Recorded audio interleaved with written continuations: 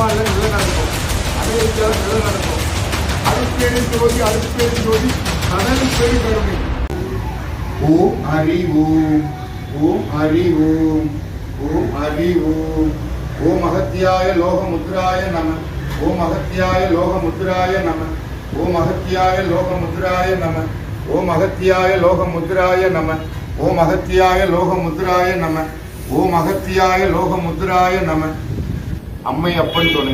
என்னோட பதிவை பார்க்குற எல்லா குடும்பங்களுக்கும் 100 நன்மைகள் நடக்கணும்னு மனதார வேண்டிக்கிறது. இப்ப நீங்க பார்த்தது அகத்தியர் கோவில் ராமேஸ்வரம், அகத்தியர் கோவில் ராமேஸ்வரம், அகஸ்தியர் தீர்த்தம். அப்ப ராமேஸ்வரம் வர்றவங்க எல்லாம் அக்னி தீர்த்தத்துல நீராடுதாங்க.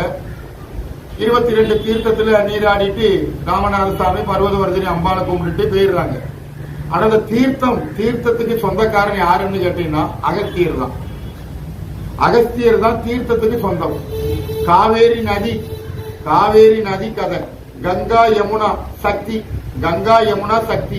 அப்ப நீருக்கு மின்றி எதுவுமே கிடையாது.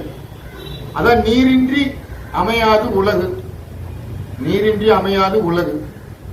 அப்ப இந்த நீர் என்றால் கங்கா யமுனா சக்தி. அப்ப இந்த 3 நதியும் இந்த அகத்தியரோட ஒரு பொருள், அகத்தியரோட ஒரு தீர்த்தம். அந்த அகஸ்தியரோட தீர்த்தம் தான் காவேரி. அகத்தியரோட நீரோட பேரு காவேரின்னு எல்லாருக்கும் தெரியும். ஒரு கமண்டலம் கொட்டி காவேரி நதி பெருக்கெடுத்து ஓடும் போது காவேரின்னு பேர் வந்தது. ஆனா அகத்தியருக்கு சொந்தமோ இல்ல விநாயகருக்கு சொந்தமோ காவேரி நதி. அப்ப இந்த விநாயகன் யாரு, அகத்தியர் யாருன்னு இந்த பூலோகத்துல மனிதனுக்கு தெரியாது. 2 ஒண்ணுதான். அகத்தியர் ஒண்ணு, விநாயகர் ஒண்ணு. ஏன்னா சக்திக்கு தோன்றியது விநாயகர், சிவனுக்கு தோன்றியது 6 முகம். இந்த 6 முகம்னா 5 முகம் ஆணை முகம், 6வது முகம் அரியோட முகம். அப்ப இந்த விநாயகனுக்கு இளையது அரி. அந்த அரியத்தான் ஐயப்பன் சொல்றோம், முருகன் சொல்றோம், அகத்தியர்னு சொல்றோம்.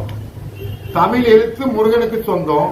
ஆனா அதை உச்சரிப்பதற்கு அகத்தியர் வேணும். அகத்தியர் வேணா உள்ளுக்குள்ள என்ன ஒரு விதான பொருள்னா அந்த நாக்கு. எல்லா உயிரினத்துக்கும் நாக்கு கொடுத்திருக்கு. ஆனா இந்த மனிதனுக்கு இந்த நாக்கு இருக்க போய்தான் இந்த அண்டத்துல அறிவு வளர்ந்துகிட்டு இருக்கு. அப்ப இந்த அறிவு கடவுள் முருகன். ஆனா இந்த முருகன் என்றால் மூத்தவன், விநாயகன் என்றாலும் மூத்தவன். அப்ப யாருக்கு நேரா மூத்தவன் முருகன், யாருக்கு நேரா மூத்தவன் விநாயகர்? அரிக்கு நேரா மூத்தவன் முருகன், அரிக்கு நேரா மூத்தவன் விநாயகர். அப்போ சிவனுக்கு 4 மகன் நேத்தைக்கு சொன்ன, இன்னைக்கு சிவனுக்கு ஒரு மகன் தான், ஒரே மகன், மூத்தவன் இளையவன். அப்ப குழந்தை முகம் ஆணை முகம். சிவன் ஒரு குழந்தையோட தலைய கிள்ளிட்டாரு, ஆணை தலை வச்சாரு. பிரம்மாக்கு 5 தலை, ஒரு தலையை சிவன் கிள்ளிட்டாரு. அப்ப விநாயகர் தலையை சிவன் கிள்ளுறாரு, பிரம்மாவோட ஒரு தலையை சிவன் கிள்ளுறாரு. அப்ப இந்த பிரம்மா யாரு, அந்த விநாயகர் யாரு? அப்ப விநாயகருக்கு முன்னக்குட்டி, ஆணை முகத்துக்கு முன்னக்குட்டி அந்த குழந்தையோட முகம் என்ன? அந்த குழந்தை யாரு? அரி. இந்த அரி 1, பஞ்சபூதம் 5 முகம். நிலம் ஒரு முகம், நீர் ஒரு முகம், நெருப்பு ஒரு முகம், காற்று ஒரு முகம், ஆகாயம் ஒரு முகம். இந்த 5ம் அரிக்கு தான் சொந்தம். அந்த அரி யாரு? அகத்தியர். நம்ம உள்ளுக்குள்ள அகம் என்பது என்னன்னு கேட்டீங்கன்னா உயிர். அந்த உயிரை வச்சு செயல்படுறோம் அரி. தேகம் என்பது நெல், உயிர் என்பது அரி. அப்ப சிவன் ஆணோ பெண்ணோன்னு கேட்டீங்கன்னா சி என்றால் விநாயகன், விநாயகி, வா சரஸ்வதி, இன் அதிலிருந்து வந்த ஒரு பொருள். அப்ப சிவன் என்றால் விநாயகன், சரஸ்வதி, இந்த 2ம் சேர்ந்தா சிவா. இன் அதிலிருந்து வந்தது. அப்ப ஒரு பொருள், அந்த ஒரு பொருளுக்கு 5 கரம், ஆணை முகம். அதான் 5 கரத்தானே ஆணை முகத்தானே. இந்த 5ம் ஒரு ஆளுக்கு தான் சொந்தம். பஞ்சபூதம் 5 இந்த அரிக்கு தான் சொந்தம். இந்த அரி யாருன்னா ஐயப்பன். அகத்தியரே அரி. இந்த பக்கம் நாரதகர்னு எழுதியிருக்கும், இந்த பக்கம் அகத்தியர்னு எழுதியிருக்கும், பின்னாடி சேரன் எழுதியிருக்கும், நடுவில் நிக்கிறது தண்டாயுத பாணி. தண்டாயுதபாணி, அகத்தியர், நாரதகர், சேர மன்னன். இதோட பொருள் என்ன? தண்டாயுதபாணி இப்ப உலக முருக பக்தர் மாநாடு பழனியில நடக்க போகுது 24, 25. முத்தமிழ் முருகனோட மாநாடு, உலக மாநாடு பழனியில கூட போறாங்க. உலக முருக பக்தர்கள். அப்ப மூ என்றால் மூர்த்திக்கு சொந்தம், ரூ என்றால் 5 பஞ்சபூதத்துக்கு சொந்தம், கா என்றால் 6 கார்த்திகை தாய்க்கு சொந்தம். அப்போ முருகன் யாரு?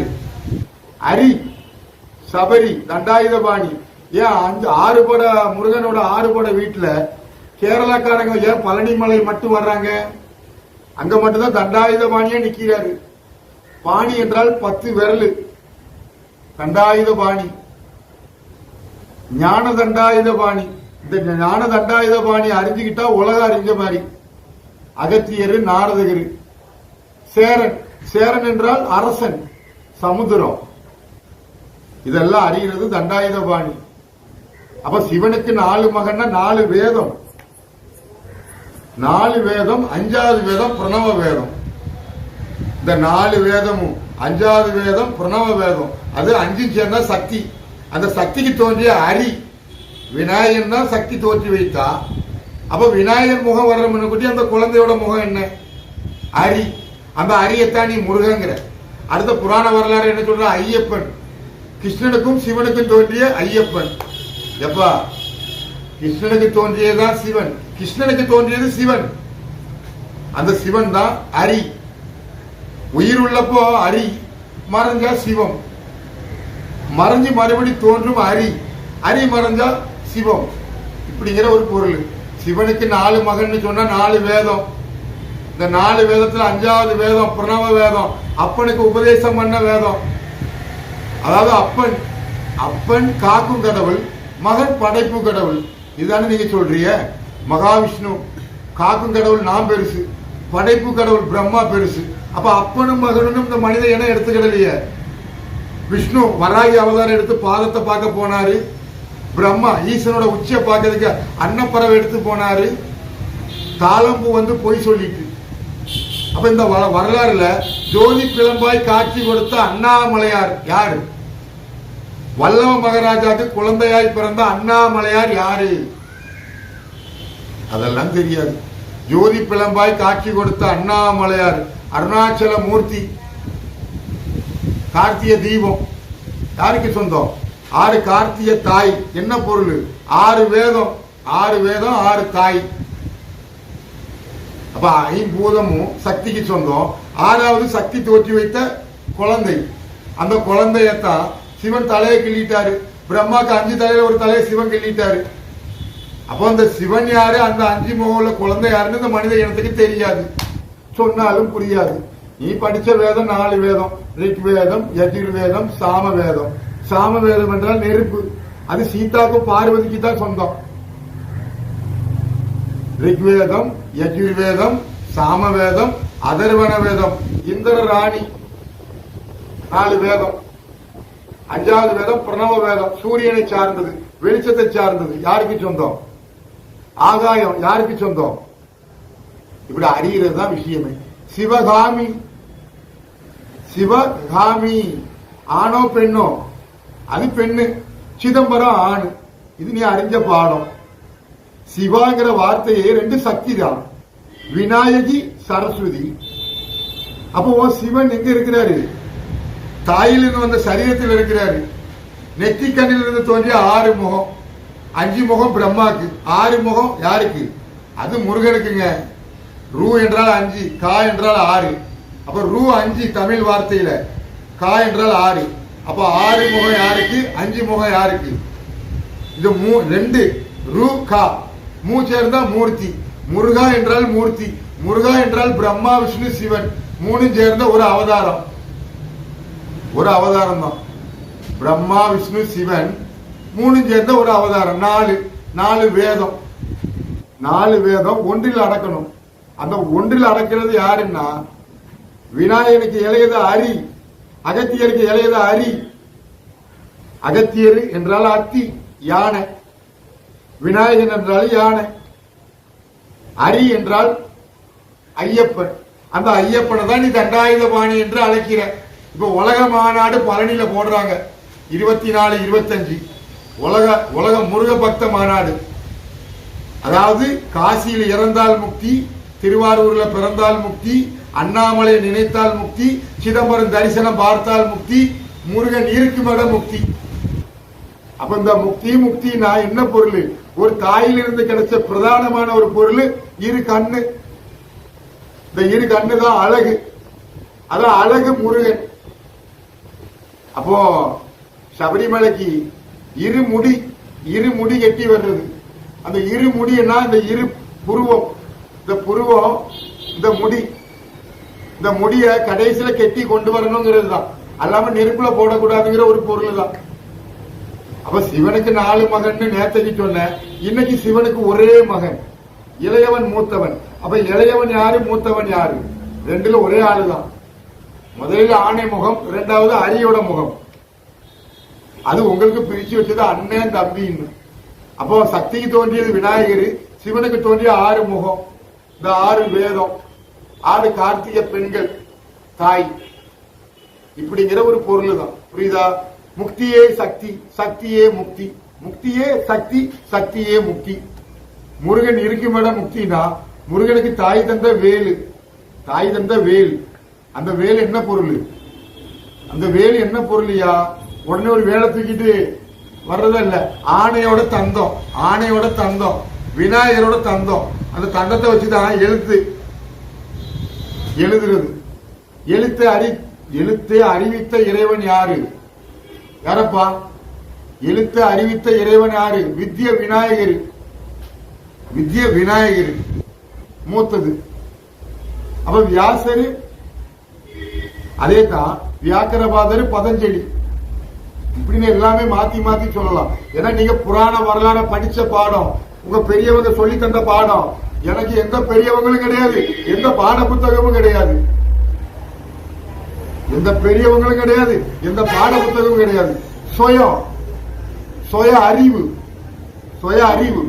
ஒரு நாளைக்கும் ஒரு மந்திரம் இல்ல, ஒன்னொன்னு சொன்னாலே தானா புலப்படும். ஓம் அறிவோம், ஓம் அறிவோம். இந்த பாரத பூமியில யாருமே சொல்லல. எல்லாரும் சொன்னது என்ன? அறிவோம், அறிவோம், அறிவோம்.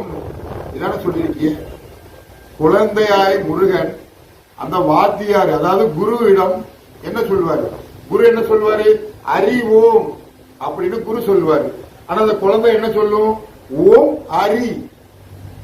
குரு அரி ஓம் சொல்லு பாரு. ஆனா அந்த குழந்தை என்ன சொல்லும்? ஓம் அரி. ஆனா அந்த பூமியில ஓம் அரி, ஓம் அரின்னா சொல்றிய. ஓம் என்ற பிரணவ பொருள், அந்த சராசரத்துக்கு ஓம்ங்கிற பிரணவ பொருள். அந்த பிரணவ பொருளை அரி, அந்த பிரணவ பொருளை அரி. யாரும் அறியல. விநாயகன், விநாயகன், விநாயகன். நீங்க எல்லாரும் வழிபட்டது. நான் அப்படி இல்லை. விநாயகி, விநாயகி, விநாயகி. சக்தி விநாயகி, வள்ளி அம்மை, தெய்வ யானை அப்பன். இதான் இதோட பொருள். உலக முருக மாநாடு பழனியில நடக்கும், ஜப்பான்ல நில நடக்கும், அமெரிக்கால நில நடக்கும். நான் இருக்கிறது இப்ப ராமேஸ்வரம்.